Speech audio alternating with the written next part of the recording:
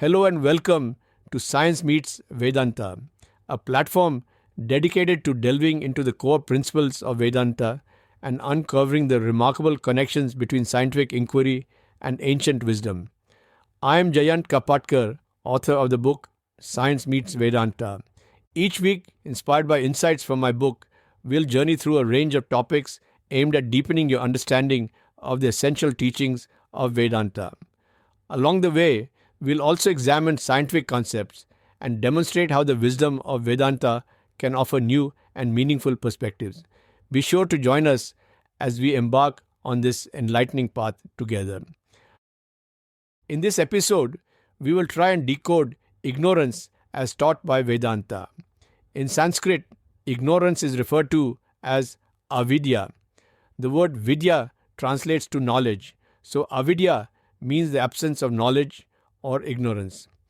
Among the many concepts discussed in Vedanta, ignorance is most significant because it is considered the root of all suffering and unhappiness in life.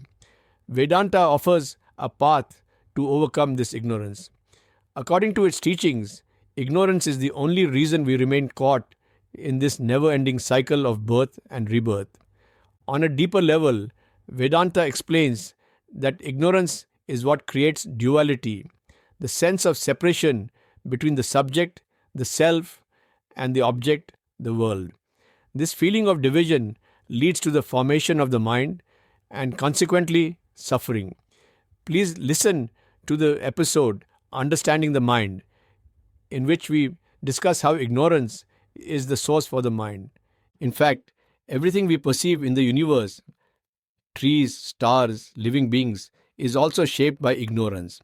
Vedanta often uses the classic analogy of mistaking a rope for a snake. Ignorance enables the mind to see a snake where there is only a rope. Who is creating the snake instead of the rope? Ignorance has the power of creating the snake. Similarly, all objects we experience are formed by ignorance. This force is profound and deeply embedded, capable of producing a wide range of effects in our lives.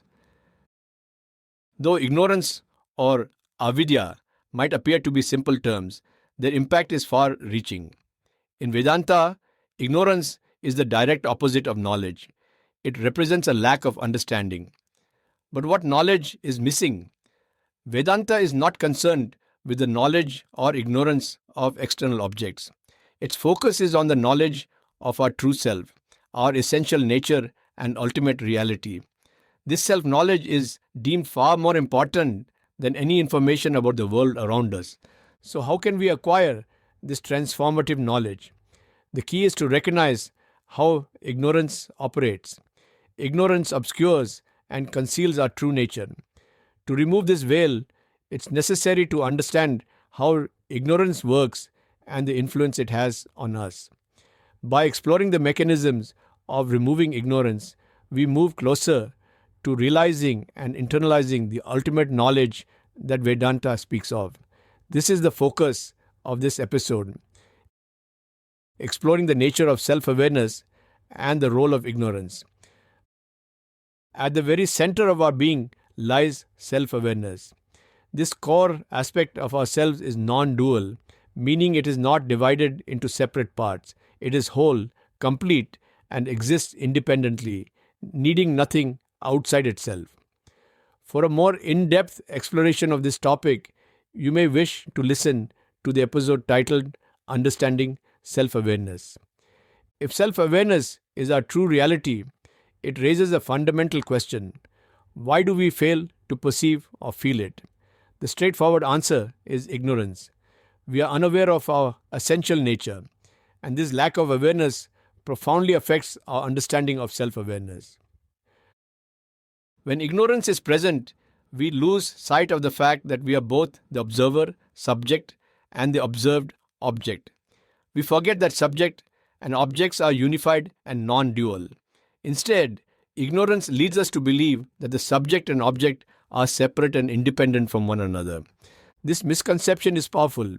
It gives rise to the mind and its sense of duality, splitting the non-dual self into two.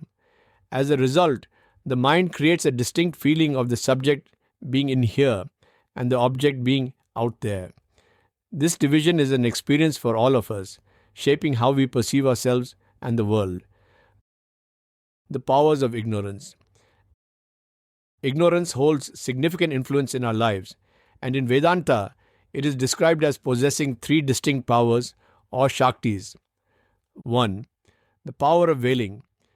2. The power of projection. 3. The power of mutual superimposition. To understand these powers, Vedanta offers a classic analogy. Imagine walking down a dimly lit path at night. There is a rope lying on the ground, but due to poor visibility, you mistake it for a snake. This is a situation many of us can relate to. If ignorance were not present, you would immediately recognize the object as a rope. However, because of ignorance, you see a snake instead. Let's break down how this happens. First, the veiling power of ignorance completely obscures the rope from your awareness. You simply do not see the rope as it is. 2. Projection power. Next, the projecting power of ignorance comes into play.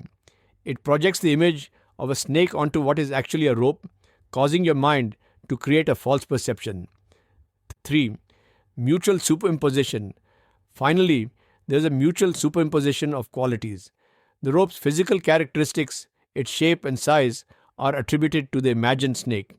Simultaneously, the fearsome and alarming qualities of a snake are imposed onto the rope. As a result, seeing this superimposed snake triggers fear. Now let's consider how these powers of ignorance affect our understanding of ourselves. Just as ignorance can cover up the reality of the rope, it can also veil our true nature, our self-awareness. This means we are unaware of our essential being. We forget that we are inherently uncreated, unchanging, limitless, blissful, and self-aware. Next, because our real self is obscured by the veil of ignorance, the projection power of ignorance creates the ego in the place of the real self, just like the snake is projected onto the rope. Through mutual superimposition, the qualities of the true self and ego become intertwined.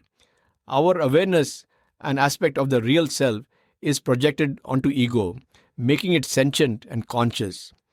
Meanwhile, ignorance's limitations and incompleteness are imposed onto our sense of self, giving rise to the ego.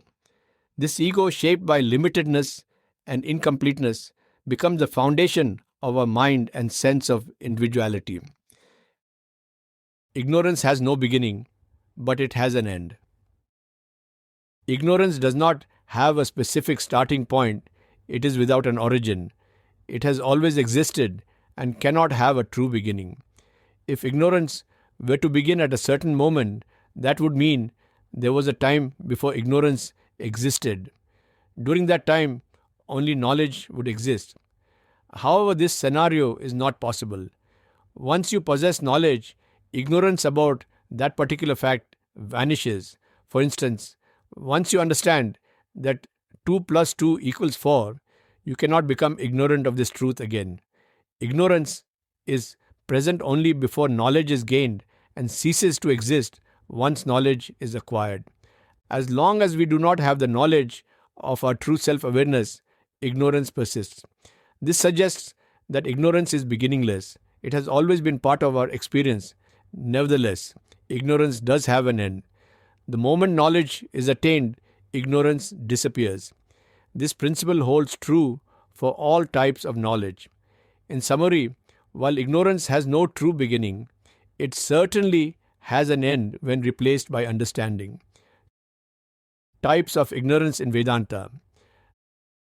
According to Vedanta, the universe can be distilled into two fundamental realities: witnessing self and all external forms or objects. This duality leads to two principal types of ignorance: ignorance of objects and ignorance of the self. Ignorance of objects. Ignorance of objects refers to our limited ability to know and comprehend the countless topics and objects that exist in the universe. Everyone has access to a finite amount of knowledge, leaving gaps in understanding about many things. The ignorance of objects only has veiling power. It does not have the power of projection and mutual superimposition. The veiling power covers the required knowledge of the object or topic, and because of this cover, we lack knowledge of this object. Once this veil is removed, we get the understanding of that topic. Ignorance of the self. Ignorance of the self is the lack of awareness or understanding of our true nature, which according to Vedanta is pure self-awareness. Most people mistakenly identify with their ego, body and mind rather than recognizing their deeper, unchanging essence. This form of ignorance is much more profound and influential than ignorance of objects. It not only veils our true nature, but also projects a false identity, the ego and body-mind complex, and enables mutual superimposition, confusing the self with non-self attributes. This powerful ignorance is the root cause of suffering and unhappiness. To summarize, cumulative ignorance is the total of ignorance of objects plus ignorance of the self. Degrees of ignorance. Ignorance and knowledge exist on a spectrum, and every individual occupies a unique position on this scale for every possible subject. For example, consider knowledge of the English language. Someone with complete mastery has 100% knowledge, while someone with no exposure has 100% ignorance. Most people fall somewhere in between. Take another subject, say mathematics. Here again, there will be a scale of 100% knowledge to 100% ignorance. People will fall somewhere on the scale of 100% knowledge to 100% ignorance. The same model applies to other subjects, where everyone has varying degrees of knowledge and ignorance. By combining these scales for all topics and objects, we form a cumulative knowledge-ignorance profile. Each person's profile reflects their relative familiarity and ignorance across countless subjects, making the overall profile complex and unique for every individual. Just as we can measure knowledge and ignorance regarding external objects, we can also assess our awareness of the self. Enlightened individuals possess 100% knowledge of their true self, while others may be 100% entirely unaware, representing total ignorance of the self. The spectrum of self-knowledge is as nuanced as that of object knowledge. When we combine the knowledge-ignorance profiles of both objects and the self, we get a cumulative profile. Every living being occupies a unique pixel within this vast landscape, a distinct mix of knowledge and ignorance. Each pixel is a representation of an individual's specific combination of knowledge and ignorance. In this way, every person, including you and me, is defined by their own unique pixel of ignorance, shaped by their personal journey toward knowledge and self-realization. Ignorance is dynamic. Ignorance is not a fixed or stagnant element in our lives. Instead, it is constantly evolving. Each pixel of ignorance is alive and responsive, shifting in the presence of awareness. As we acquire new knowledge or skills, such as learning to play tennis, our ignorance in that particular area diminishes, reshaping our overall profile of ignorance. Similarly, deepening our understanding of concepts like self-awareness through Vedanta leads to a positive transformation of our ignorance profile. Every action we take and every experience we have continually updates this ledger of ignorance, reflecting our ongoing personal development. Vasanas and pixel of ignorance. In Vedanta, vasanas are described as the ingrained tendencies that define our strengths, weaknesses, and character traits. These vasanas are the result of accumulations from all our previous lives, forming the foundation of our personality profile. These vasanas are housed within the pixel of ignorance. This pixel is uniquely yours. You carry it with you from one lifetime to the next. It is your soul. It was present in your past incarnations, exists now in your current life, and will continue to accompany you in all future births. Pixel of ignorance and seed body. In Vedanta, It is taught that every human being, and indeed every living creature, consists of three fundamental bodies: the seed body, the subtle body, and the gross body. The seed body serves as the origin point from which the other bodies emerge.